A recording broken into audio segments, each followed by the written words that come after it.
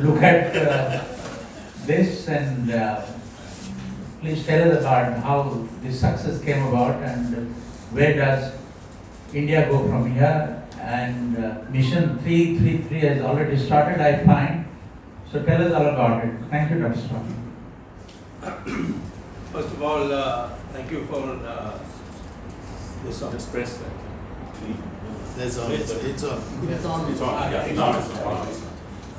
First of all, I thank you for this opportunity here. I'm sitting on either side, people who are ideologically very far away from religion, but we have been friends. I will first start with an encouraging word that BJP had only 2 seats in 1984. And then we had a heart-searching examination of the reason why we ended up with 2 seats. And we came to the conclusion that this Gandhian socialism that Wi-Fi wanted us to adopt was not going to get us anywhere.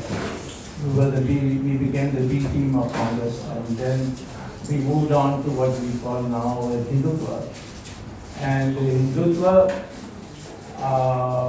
the fight against corruption, and the personality of Narendra Modi, this was the combination which I believe brought us to power in 2014. In 2019, there were other factors. And you have to recognize that there is a change in the polity of India. First of all, since 2014 and now, there has been a new generation of voters who have also added on, who were not 18 in 2014, but now it is more than 18. And I find that this generation, from my own meetings around this country, much more nationalistic. And the dividing line between nationalism and Hindutva is getting thinner. And consequently, you also have sort of capitulated a bit by saying I'm a Jilebi, Brahmin of such and such Gotra, something which 20 years ago you would never have thought of saying. And you have also been seen in pujas, in temples. So therefore, that younger generation has voted, I would say 80%. The new voters have voted 80% for us.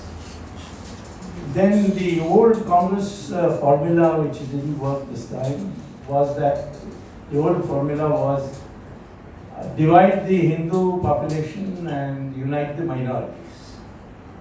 And the division of the Hindu population was done by caste, region, language, these things being raised, the whole caste combinations, this kind of talk. Now, unfortunately, when Hindutva becomes a factor, the caste divisions start melting. That is the reason why such a visually powerful combination of the Mahagathbandhan didn't work. And in UP we have one also in Muslim, dominant Muslim constituencies. And the reason was that 50% of the Muslim population are women, and we brought in triple talaq.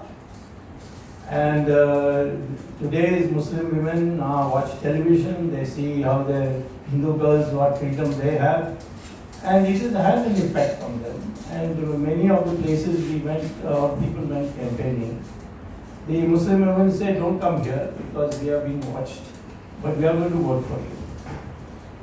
The third factor is something I had earlier dismissed. Of course, I don't believe that economic performance is, as you said, it's not economics stupid.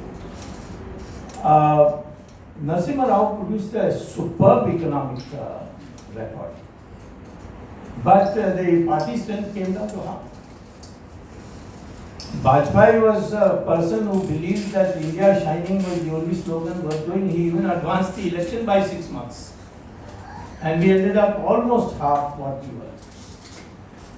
No, Morarji Desai had the same fate. He had probably the best record in controlling inflation, but we went from 310 seats in Janata Party, and the truncated Janata Party got only 32, almost 110. So I have been saying this that economics should not be used in the campaign. Emotional arguments should be used. And I was also, I got support from it, from at least the RS to a number of our party organizations, because his close friend made a mess of the Indian economy as finance minister. And I have so many close friends who have been finance ministers. Which close friend? that one also made a mess. And he empowered us on corruption very much. So we were lucky in the sense that it was not an issue. Really.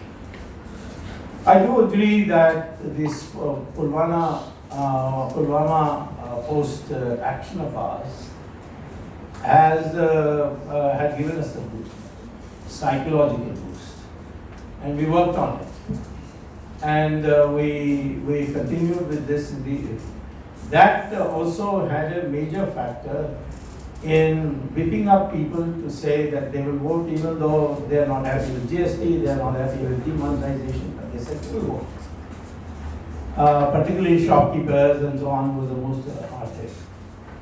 There was also another thing that none of us paid attention to in the media, and that was this microeconomic activity of Narendra Modi, building toilets.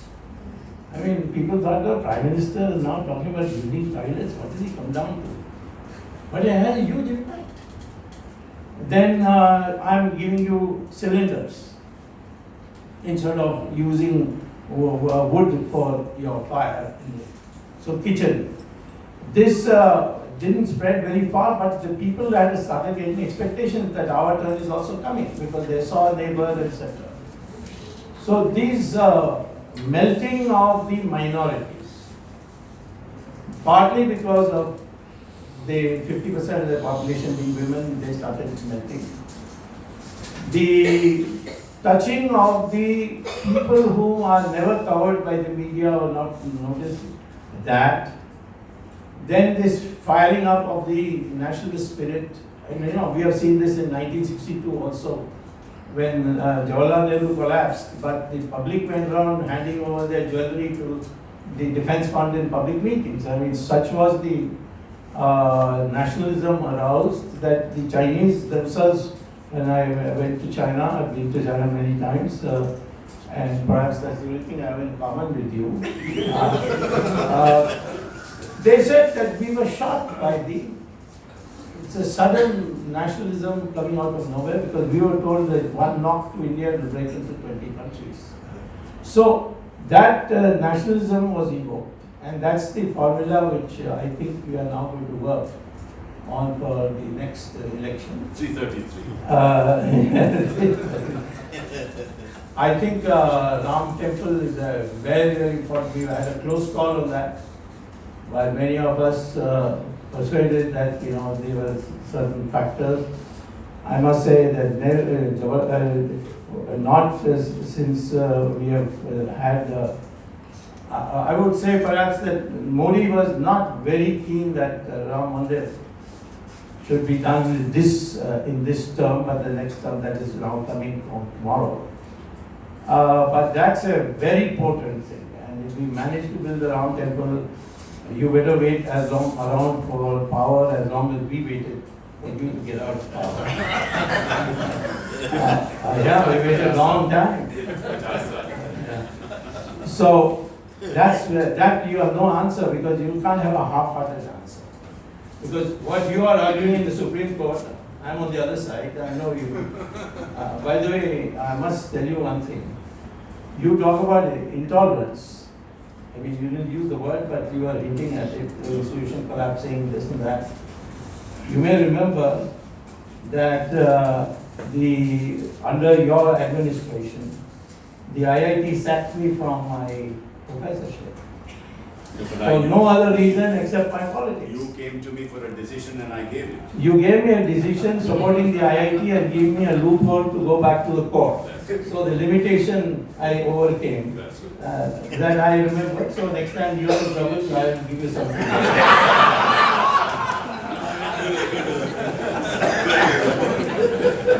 After 47 years, I won the case. I came back from Harvard from teaching at the invitation of IIT. I became a full professor at 28. And Mrs. Gandhi took a dislike. Nurul Hasan was their education minister. Another took a dislike. And of course, all the communists were paying for my blood at that time. That I was opposed to socialism. That was all. So I can use examples during your period, plus the emergency. That was what we call as the macro intolerance that could take place.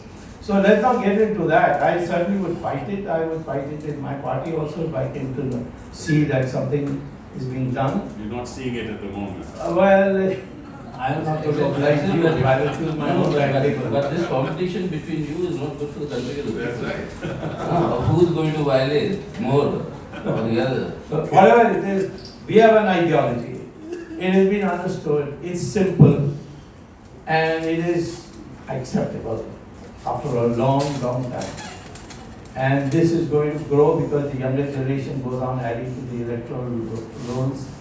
And they come with a fresh mind, and we I think will be able to persuade them to see it our way. And you will find it very hard unless you can come up with a soft Hindutva approach to counter our hard Hindutva approach. That's what I would say. That we won it because we brought about an ideological change. And that ideological change is going to be firmly planted. I will not talk about corruption because you might take it personally. You're an advocate. Because you're an advocate for all the crooks. I'm an advocate for many crooks in your party also. I know that. I know that. One of them has just opted out of We know that there was this Byzantine Latin American cartel that had operated, which had delayed anti-corruption activity of our government for a long time.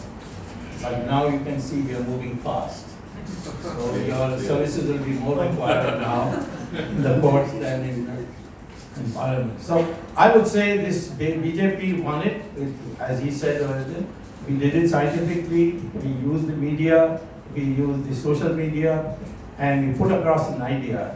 And when you get an idea put across, it's very, very hard to fight it by any other means except by a counter idea. Thank you very much.